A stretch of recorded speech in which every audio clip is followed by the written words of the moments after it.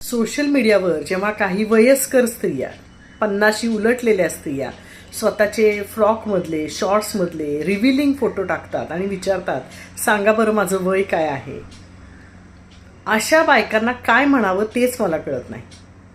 म्हणजे त्यांना खूप कमेंट्स येतात की तू कॉलेज गर्ल वाटतेस, तू 20शीतली वाटतेस, तू 40शीची वाटतच नाहीस वगैरे वगैरे. पण खरंच हे इतकं इम्पॉर्टंट आहे का? तुम्ही खऱ्या ज्या वयाच्या आहात, खऱ्या जशा आहात तसं स्वतःला ॲक्सेप्ट करणं इतकं अवघड आहे का?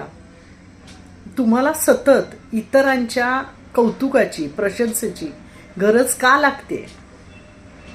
मुळात बुद्धिमान दिसण्यापेक्षा सेक्सी दिसण्याकडे कल का वाढायला लागलाय?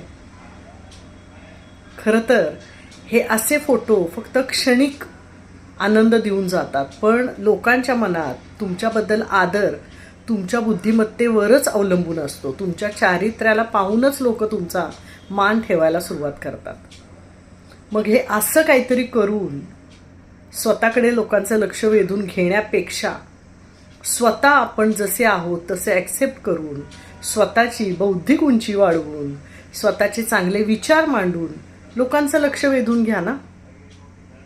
निदान योग्य आदर तरी मिळायला सुरुवात होईल. बघा विचार करून.